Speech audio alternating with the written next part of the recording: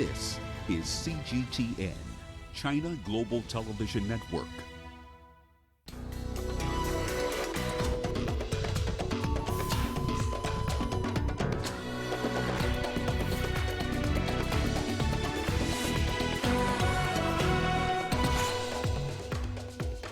Nearly 40 cities in the U.S. imposed curfews amid rising anger and demonstrations against police brutality.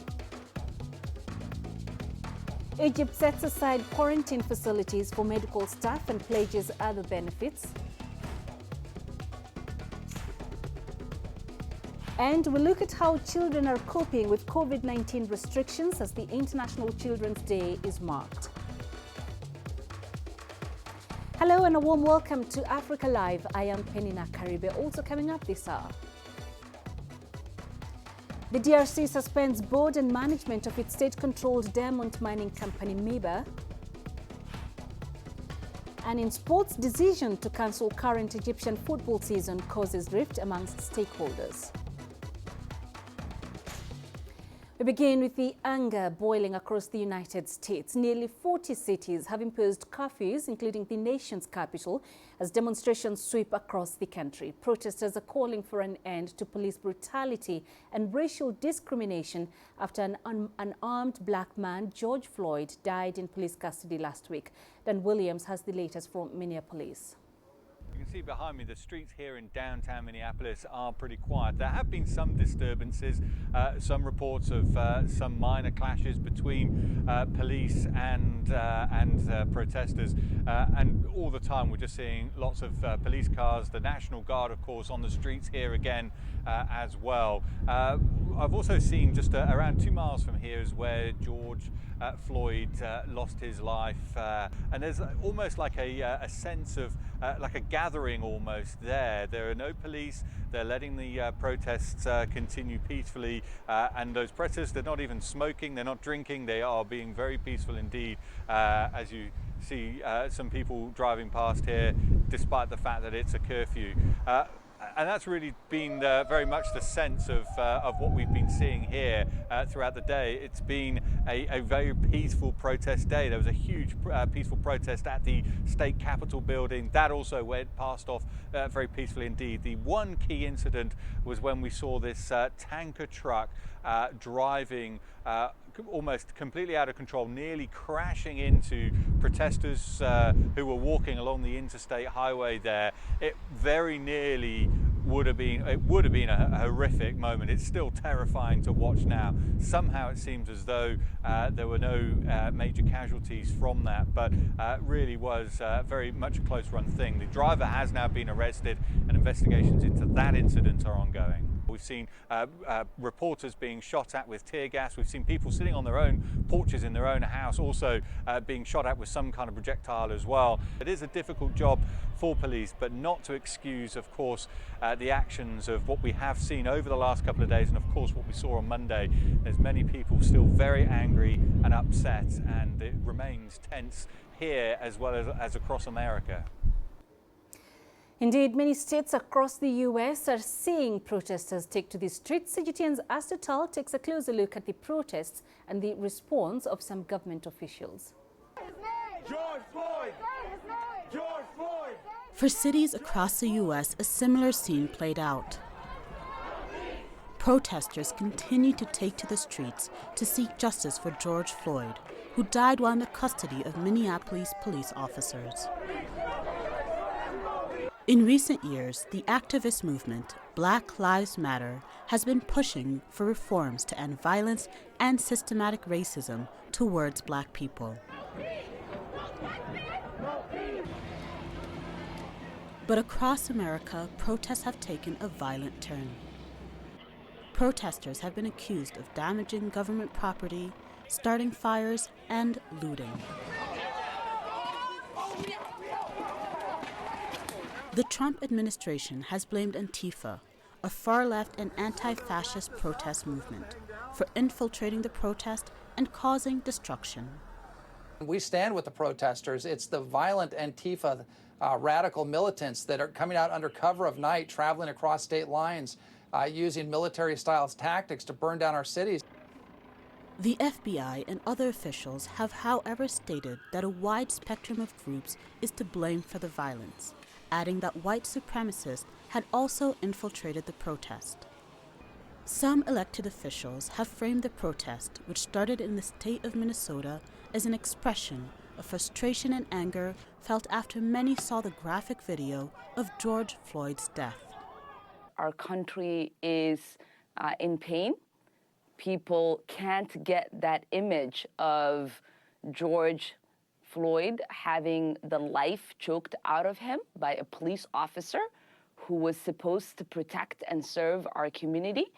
But this also is a reminder that we are living in a country that has truly, for a long time, brutalized African Americans. Several states have called in the National Guard to help enforce a curfew and contain violent protest. Demonstrators, in the meantime, continue to protest, determined to have their voices heard. Asta Tal, CGTN. At a regular press conference in Beijing today, Chinese Foreign Ministry spokesman Zhao Lijian said U.S. authorities should respect the human rights of minorities. Black lives matter. Their human rights need to be guaranteed. Racial discrimination against minorities is chronic sickness in American society. The current situation shows the severity of racial discrimination and police violence there, as well as the urgent need to resolve these issues. We hope the U.S. government can take substantial measures and fulfill its obligations to the International Convention on the Elimination of All Forms of Racial Discrimination, so as to safeguard and guarantee the legitimate rights of minority groups.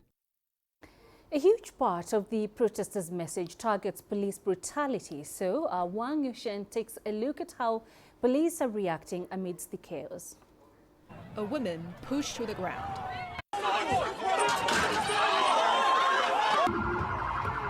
Police cars crashing through the crowds. And one barehanded man shoved to the ground by 5 fully armed police. He's not doing anything! But the violence didn't stop.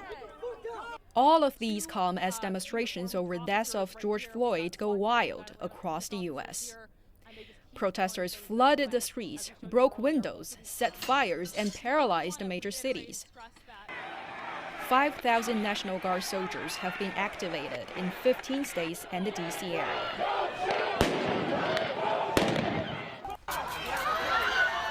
Despite many officers showing restraint, batons, rubber bullets, and tear gas were used to disperse crowds in many cities.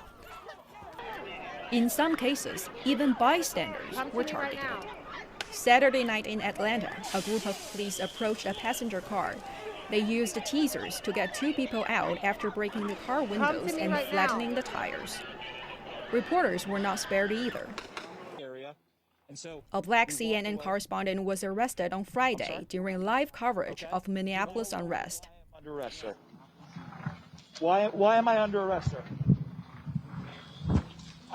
He was then being handcuffed and taken away with his 2 colleagues. The crew was later released. Some police have exercised restraint in front of the camera. One officer put his knee on the neck of a protester. Then his colleague, noticing media, put his knee off.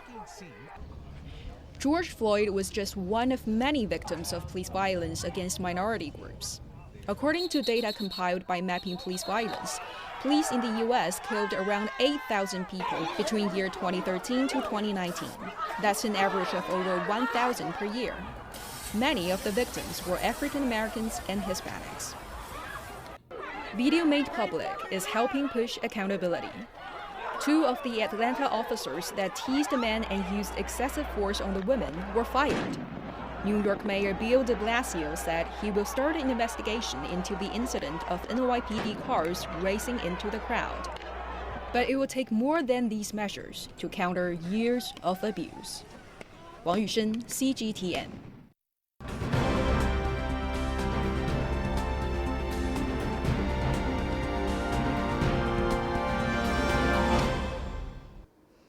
Let's now take a look at the latest COVID-19 figures on the continent. There are now over 147,000 coronavirus infections reported in Africa. More than 4,000 deaths have been recorded and more than 61,000 recoveries have been confirmed. According to the Africa Centers for Disease Control and Prevention, Northern Africa is the hardest hit region. South Africa, however, continues to report the highest number of infections. The country has confirmed more than 32,000 cases. The government has been facing criticism over plans to reopen schools. Critics say it is too soon. University and secondary school students in Tanzania are heading back to class as institutions comply with the presidential directive asking them to reopen. The Ministry of Education has also announced that the Advanced Certificate of Secondary Education exams will start in late June. The Tanzanian government closed schools shortly after the country's first cases of COVID-19 in March. CGTN's Isaac Lukando reports from Dar es Salaam. Faith Mfangavo is all set and ready to go. She is one of many secondary school students returning to their institutions of learning. While she is relieved by this development, she's also anxious about what lies ahead. I'm happy to be going back to school, though there's a little bit of pressure because we're going to sit for our exams in less than a month, which means there's going to be a lot of studying. But I believe that we're going to do well. We're going to make it. Following claims of a reduction in the number of coronavirus patients in the country, the government is seeking to get things back to normal by reopening schools and colleges. These Form 6 students should not have their flow of getting into university as planned messed up. The coronavirus should not delay them. In another part of Dar es Salaam, Irene Roby has already moved into her university's accommodations. She is confident in the measures taken by the institution to protect her from the coronavirus. They have put in place temperature checks, hand sanitizers, and we have also been asked to wear masks at all times on campus. Larger classes have been broken into 2 or 3 smaller classes.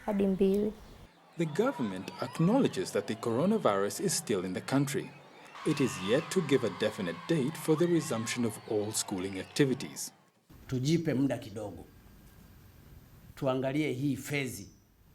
Let us give ourselves some time and observe this phase because university students are more self-aware. They are adults, unlike a first-grade child. Let us give ourselves some time and observe the trend, and then we will give our young ones a chance to continue to fight against COVID-19.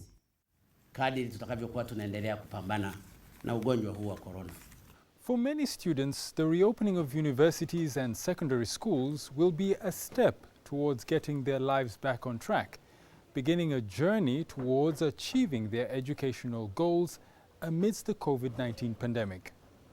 Isaac Lukando, CGTN, Dar es Salaam. The Egyptian Health Ministry has set aside quarantine facilities for medical staff and promised them other benefits as they fight the coronavirus pandemic. Medical workers have been threatening to resign after a young doctor with COVID-19 failed to get space at a quarantine facility and later died. The Egyptian Prime Minister met the Doctors Union president to resolve the medics' grievances. CGTN's Adil Mahroui reports from Cairo. Last week, a young Egyptian doctor died of COVID-19 after failing to find a spot in a quarantine hospital. On that same day, the authorities somehow managed to find space for an Egyptian actress infected with the virus. The incident sparked fury among the doctor's colleagues at one Cairo hospital, who threatened to resign. The medical staff should get special treatment under the pandemic because they are the first line of defense. PPE must be always available, and if someone got infected or came in contact with a patient who turned positive, they must be tested. Unfortunately, the health ministry's protocol does not enforce testing or quarantine for such cases. The problem is that this way, doctors could become an epicenter for new infections. After this latest tension, the Egyptian Prime Minister immediately intervened. He ordered more tests for medical staff and the allocation of more protective kits, as well as establishment of a fund for those who die while facing the disease. The Health Ministry has set aside 20 beds in each quarantine hospital for those in the front lines of fighting the pandemic. I don't think this decision has been fully implemented yet. 20 beds in each quarantine hospital are not enough for the doctor's team. If you add nurses and medical staff, who are more in number, it's definitely not enough. We want to dedicate one hospital or more for infected medical staff. The World Health Organization says if many medical staff get infected, many people will die. So we must protect the medical staff. Doctors have been complaining about their dire working environment while tackling the COVID-19 pandemic. On 25th of May, the Doctors' Union confirmed 19 COVID-19 related deaths and 350 infections among its members. WHO estimates that 11% of Egypt's coronavirus cases are medical staff. Egypt has about 120,000 doctors. Because of the poor financial gains and the lack of incentive in the current healthcare system, half of them have left the country to make a better living. The COVID-19 pandemic has brought back their work issues to the spotlights at a time the country needs them the most. Adel Mahroui, CGTN, Cairo. Time for us to take a quick break. Coming up after the break, we'll look at how children are coping with COVID-19 restrictions as the International Children's Day is marked.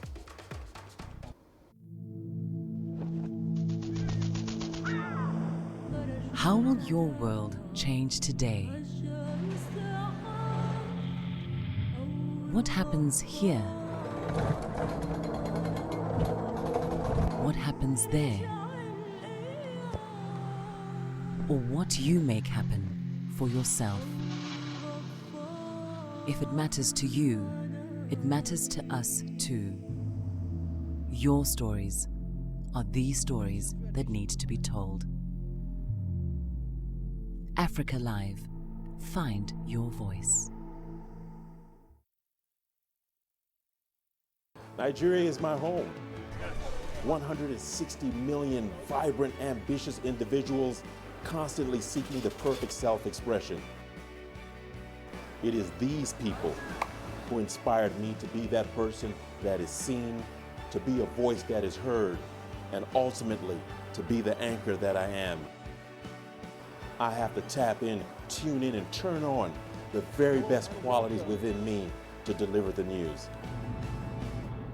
I'm Richard Ntah, an anchor for CGTN.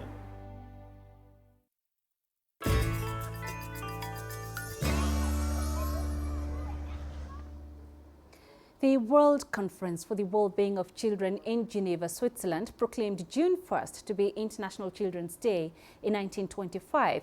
It is usually marked with speeches on children's rights and well-being and other child-focused events. But this year, the coronavirus pandemic has dampened festivities. Most children are still at home dealing with the lockdowns and other restrictions. CGTN's Julie Shire sat down with two sisters who live in Alexandra Township for some perspective from South Africa. Growing up in Alexandra Township is tough.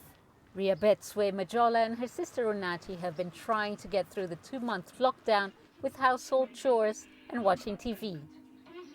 There's little else to do in the cramped room they share with their mother. I'm so used to my routine, my daily routine, that when I sit home and just sit alone, I just think to myself a lot of things, like I start being like depressed, like of the things around me, because when I went outside, when I'm out there, I don't even stress about what's in here, so I feel a lot free out there than in here. Schools in more affluent suburbs have resorted to remote online learning.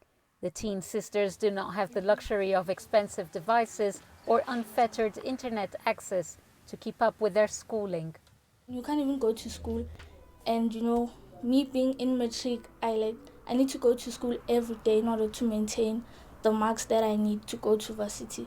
So it's really, you know, causing us like headaches, because we have to study at home and there's like no one to talk to when you can't understand. There's no one who'll explain for you. You just have to find a way to understand what you're doing alone.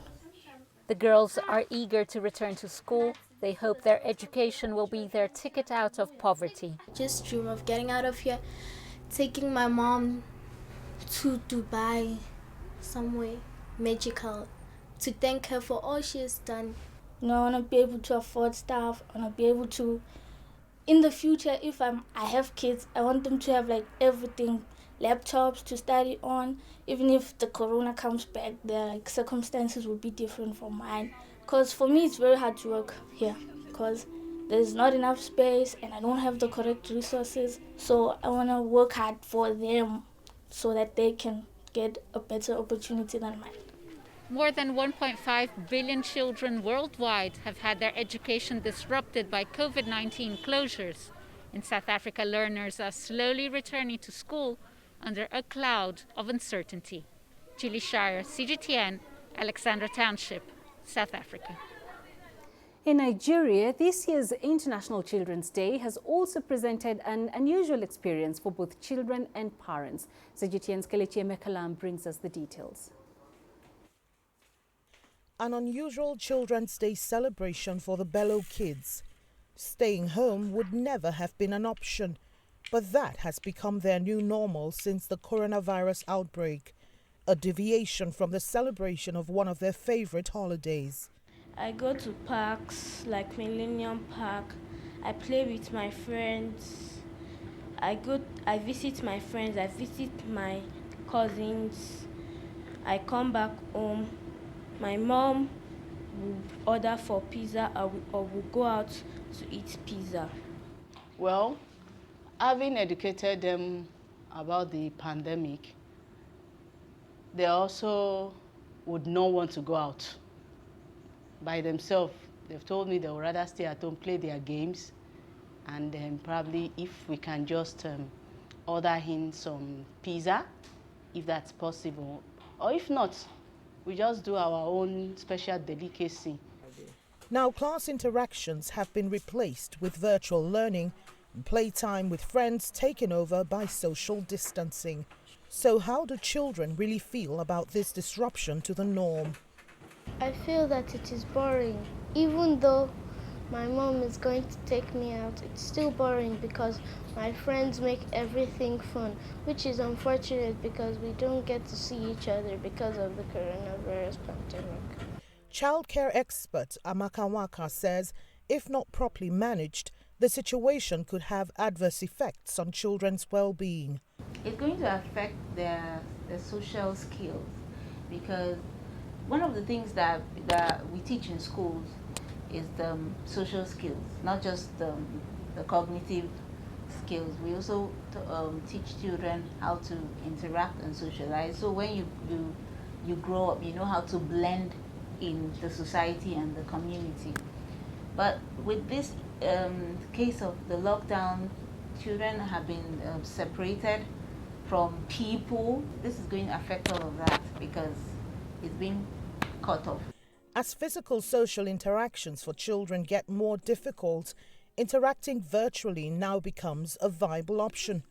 Some experts advise parental supervision so that children are protected when online.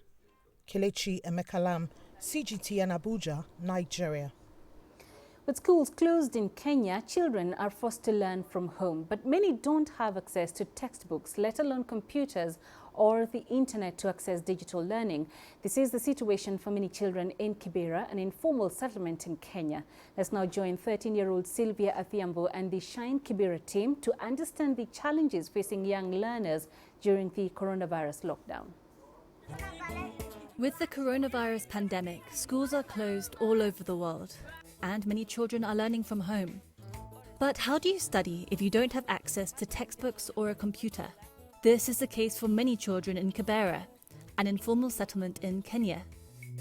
Join 13-year-old reporter Sylvia Athiambo and the Shine Kibera TV team to understand the challenges facing youth in Kibera during the time of COVID-19.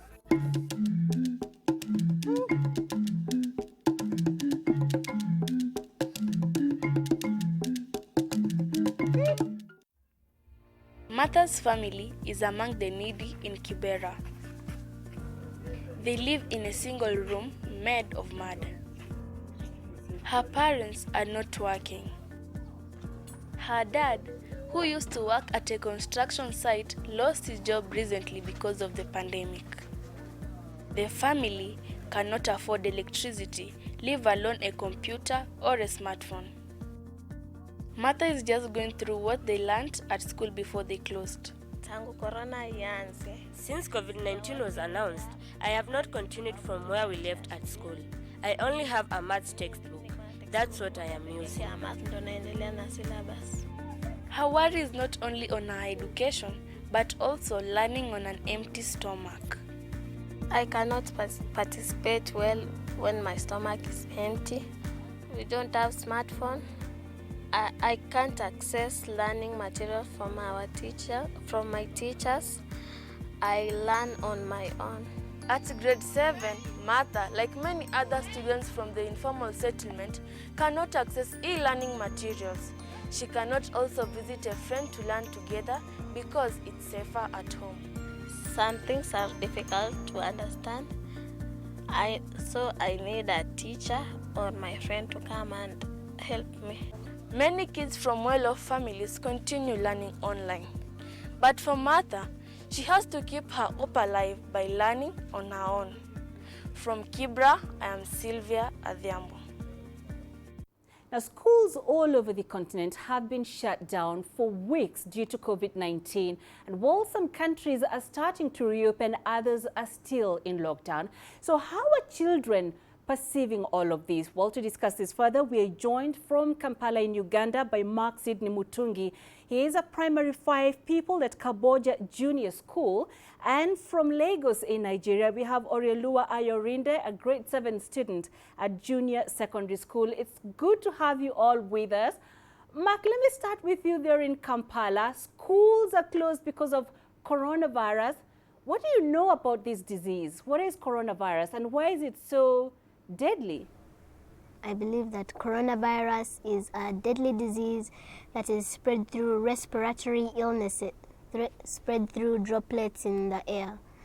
And I believe we should all stay at home to flatten the curve. Okay, and Ora in Lagos, what do you know about coronavirus? What have you heard? I've heard that coronavirus is a worldwide pandemic that has affected over 3 million people. Okay, so Mark, your country, Uganda, was one of the first countries in Africa to shut down, lock down everything, including schools. So I know you've not been to school for quite a while. What do you miss about being in school? Well, I miss talking to my friends. I miss the great learning experiences through the back and forth from the teachers to the pupils. I just miss the rush of homework. Most people don't like homework, but I do. And I just miss interacting with everyone. Okay, and what do you love the most about staying home for such a prolonged period of time? Well, it's kind of tough, but I managed through online study materials, and the government has given us some worksheets to do. I've finished that already.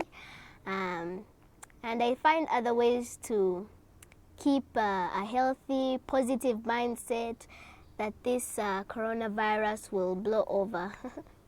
Oh, wow. That is quite an optimistic perception you have. I like that, Mark. So, Ore, coming to you there in Nigeria, I know you as well have not been able to go to school for quite a bit. How have you been keeping up with your studies while at home? I've been keeping up with my studies through online classes. That is going on now in Nigeria.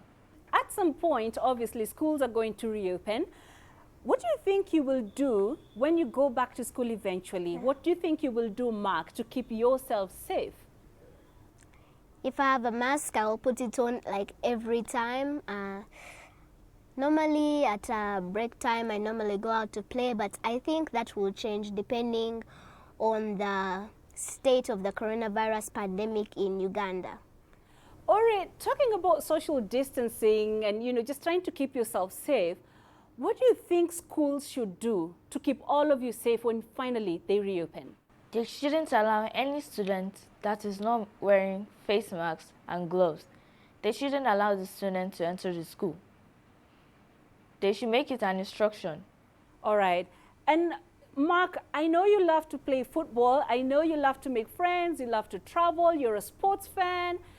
When you finally go back to school, do you think you'll still be able to play these games with your friends? I stick to what I know and love, football. So no football means focus on your studies, make sure you get good grades, make sure you do well in class regularly, if not all the time. So yeah, not other games for me. Just stick to studies. Okay, I get that. So coming back to you, Oreo, in Nigeria, your country now has eased the lockdown. Behind you, I can see a little bit of movement. So what are some of the things you're now able to do that you couldn't previously do? People can move around again, but there's a short time that they can move around. Like, we have when the curfew starts and we have when the curfew ends. Okay, so when you're able to move around, what have you been doing? We go do some little shopping at the supermarkets before coming back home. And I think that's all we do. Mark, coming back to you, what are some of the things your parents have taught you about keeping yourself safe and healthy during this period of the pandemic? Well, first, my parents have taught me no contact-based greetings, so no elbows, no high fives, no handshakes and those, and just practically social distance from everyone, let it be a general practice. And if you want to sneeze or cough, use a tissue or bend your elbow. If you have that tissue, dispose of it in a good place immediately. And that is brilliant. It's what we all really should do. It's been a pleasure speaking to both of you, Mark Sidney Mutungi in Kampala and Oriolua Ayorinde in Lagos. Stay safe and thank you very much for speaking to CGTN.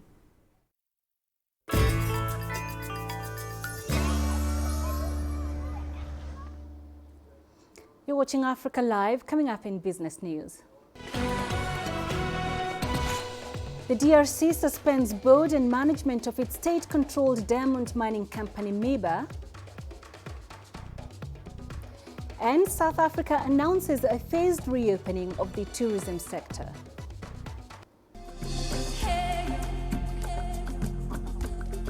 Accra is my kind of city. That's because when I'm here, I feel like I'm back home in Lagos or Abidjan, which are two of the major cities I grew up in.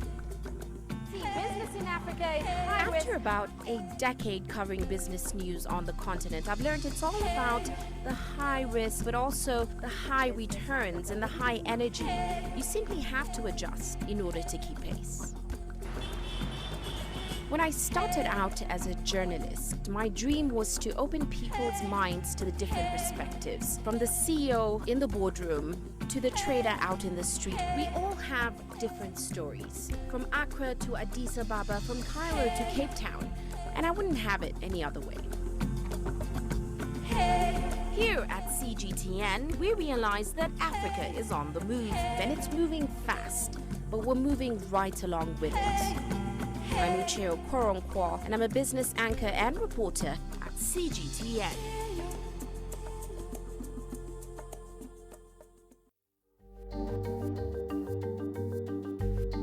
Africa Live.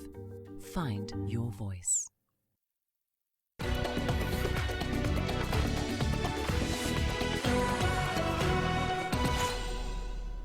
The Democratic Republic of Congo has suspended the board of directors and management of state-controlled diamond mining company MEBA.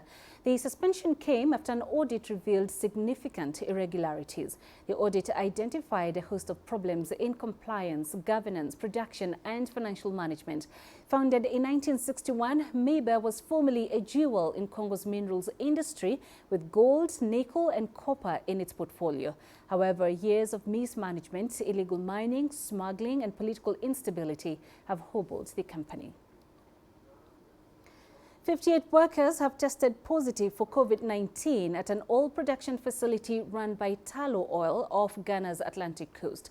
57 workers tested positive on a support vessel for a floating production and storage tanker, while another worker tested positive on the floating production, storage and offloading itself. The company says production remains unaffected. All infected personnel have been brought onshore for isolation and treatment. Ghana has reported more than 8,000 cases of the coronavirus and 36 deaths, the second highest number of cases in West Africa after Nigeria. Ghana has, however, conducted far more tests than any other country in the region. The South African government has announced a phased reopening of tourism, further easing COVID-19 restrictions starting Monday. The first phase of recovery will be driven by domestic tourism, followed by regional tourism and international tourism next year. Sumitra Naidu has more. According to Stats SA, over 15.8 million people entered South Africa in 2019. This number covered regional and international travellers, a slight decrease from 2018, but still a substantial number of arrivals. Tourism is crucial to the South African economy, accounting for 8.6% of all economic activity and 1.5 million jobs, all of which hangs in the balance as a coronavirus lockdown continues. I think we were just totally taken by surprise at how quickly it manifested and how quickly it impacted our business. So already by middle of March, we had our first inquiries as to whether clients could cancel or postpone. And since then, it's just been a snowball effect, and pretty much most of our business for the remainder of the year has been wiped off the projections. Dragonfly Africa creates tailor-made travel experiences across a number of countries, but work stalled in March when all flights were stopped. The company is still uncertain as to when it will be able to reopen. So we have been looking at ways to hold the staff together without having to go into retrenchment. So unfortunately, it does mean that we're going to have to look at layoffs. Over 90,000 jobs may be lost within the South African tourism industry in the next 6 months, according to a Cape Town tourism report. The future of tourism is looking bleak, but Waller is still optimistic that soon millions of foreign visitors will return to African shores. We're predicting a fantastic year next year. Like I said, we have everything that we were supposed to do next year, plus a good 70 to 80 million rands worth of postponed business on top of that. So that's really, it's all about actually getting to a situation where we know that that business will definitely come in. We know we'll be able to operate. We know that flights will still be coming to Africa. Some flights may resume in June, but only for business travel. Obviously, the COVID-19 pandemic has hit the industry unbelievably hard. Business travel, to a large extent, is such an enabler of business for other sectors. And I think with the business travel sector being hit as hard as it has, it's really had a ripple effect on a lot of other companies and sectors within the South African economy. South African tourism is expected to open in the coming months, but a strong revival will depend on the willingness of people to travel during COVID-19.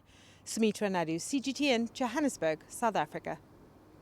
Colombia is attempting to strike a delicate balance in its battle against the coronavirus. It's slowly easing lockdowns while maintaining one of the world's toughest travel bans. CGTN's Michelle Beggy has the latest from Bogota. The government says this is all part of a health state of emergency in place until the end of August to curb the spread of COVID-19. We have been following preventative isolation measures as a country, which allows us to put in place restrictions, but also allows the productive sector room to breathe. Starting June 1st, sectors like retail and non-COVID-19 related medical care will begin to open up gradually. Partial reopening of construction and manufacturing sectors have already begun, with new safety protocols in place. While the government slowly reopens specific economic sectors, President Iván Duque has made it clear that this does not mean life will resume as normal. I want to be emphatic. We are not going to revive social lives, of large social interactions, because we need to continue protecting health and life of all. And we also need to adapt to an illness that will present for a prolonged period of time. President Duque gives daily updates on quarantine measures and says efforts to curb COVID-19 in the country are helping keep infection rates lower than some of its South American neighbors, like Brazil, Chile, and Peru. But that doesn't mean the country will be opening its borders anytime soon. Colombia joined Argentina this month in enacting one of the world's strictest travel bans, extending its grounding of all international flights through the end of August. Michelle Vega, CGTN, Bogota, Colombia.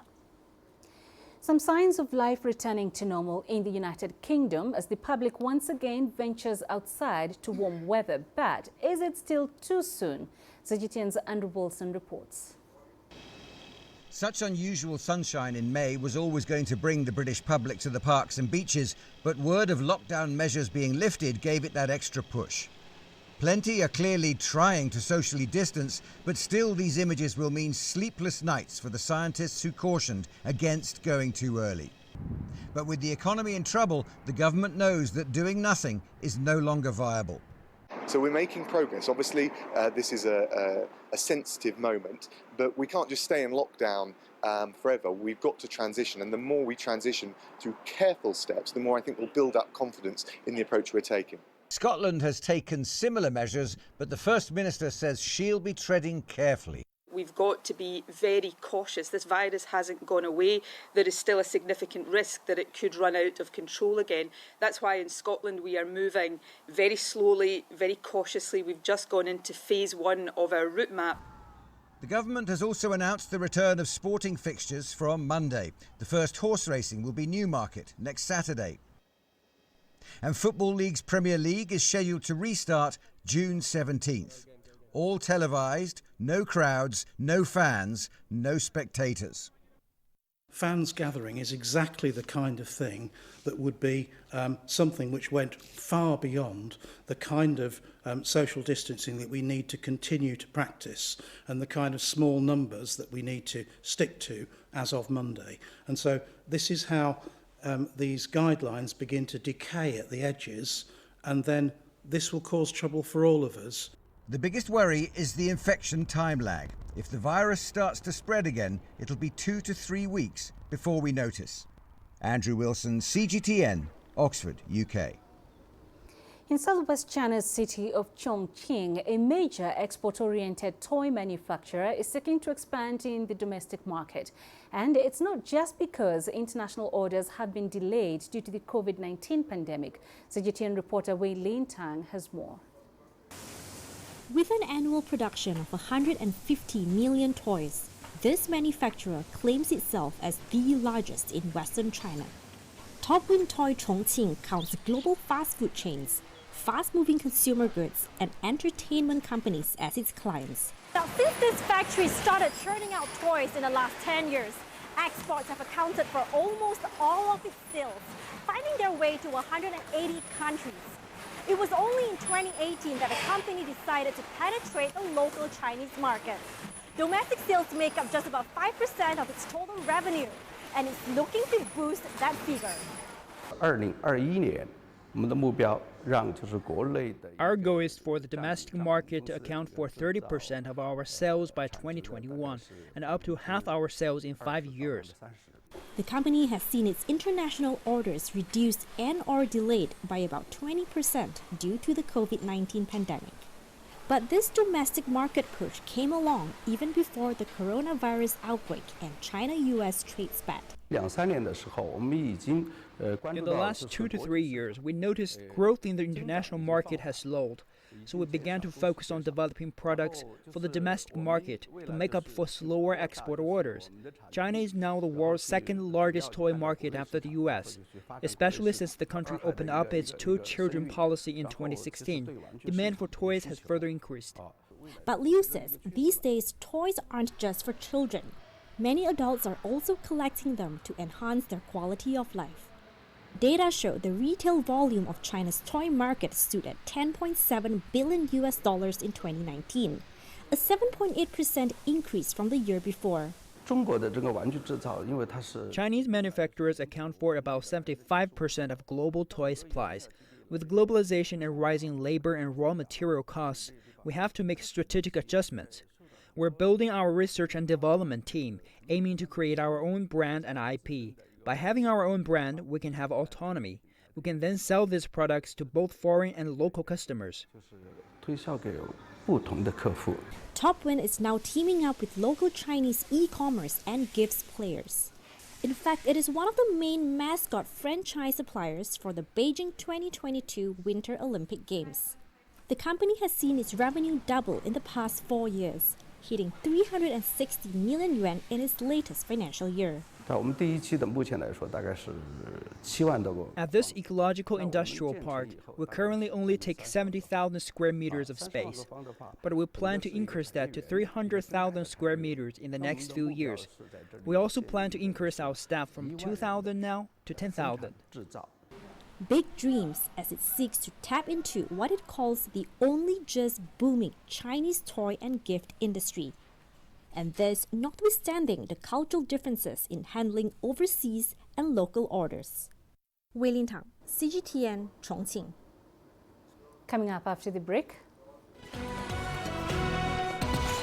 where Senegalese artist believes art produced during the COVID-19 pandemic will earn a place in the museums of history. The greatest journeys, the greatest sights, the greatest adventures. Here in Kanata, this weir allows the locals to walk on water. We're far more than just TV news. We're your passport to the wonders of Africa. To bring you stories of struggle, survival and hope.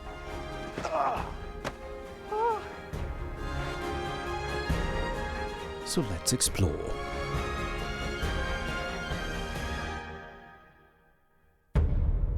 CGTN. See the difference.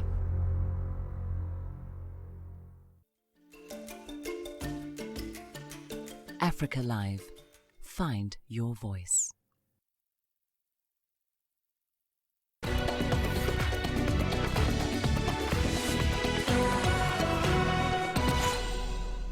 Internationally renowned Senegalese artist Soli Cissé is working on a series of paintings entitled Corona. He says the collection bears witness to the transformational changes in the way people are now interacting with each other.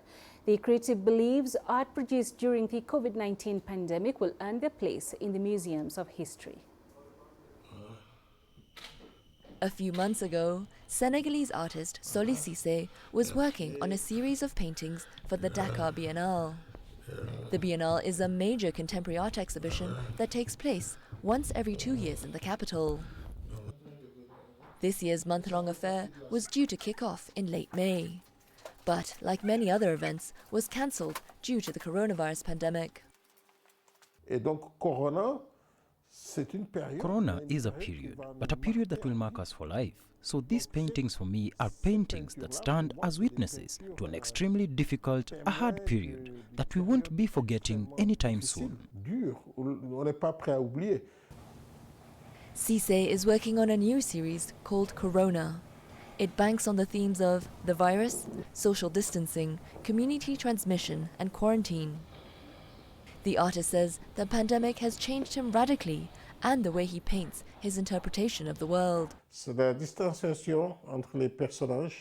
I've noticed for a while that my characters are separated, and it changes the way my work is read because I usually accumulate my characters. They overlap, there's a social aspect. Characters touching was important to show that there was a link between us, but now we have no choice. It's as if this gap was forced on us. The distancing was imposed and we have to live with it.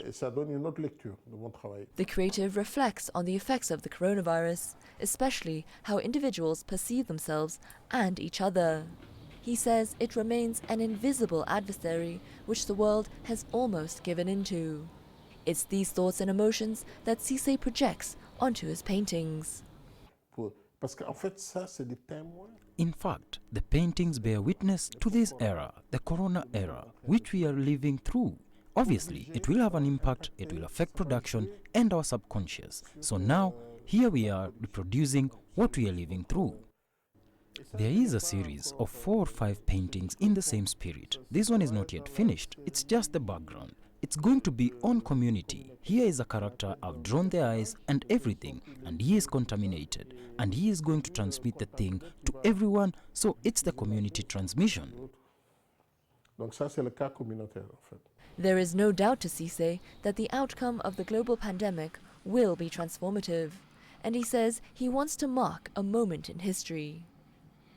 Although this year's Dakar Biennale remains cancelled, artists can now have the time to feed their imagination and work on the next events to come. Daniela Pearson, CGTN. Coming up in sports. Decision to cancel current Egyptian football season causes rift amongst stakeholders.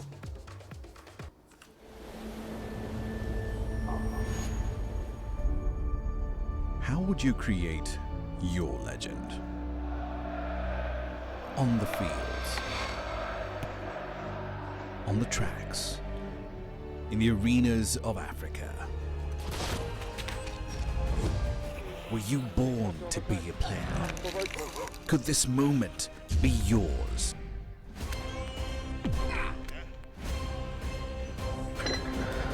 Sports Scene. Find your game.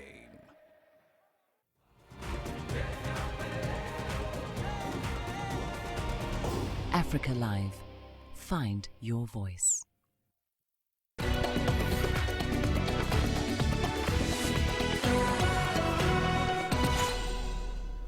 Let's head to Egypt. The decision to resume the 2019-2020 season in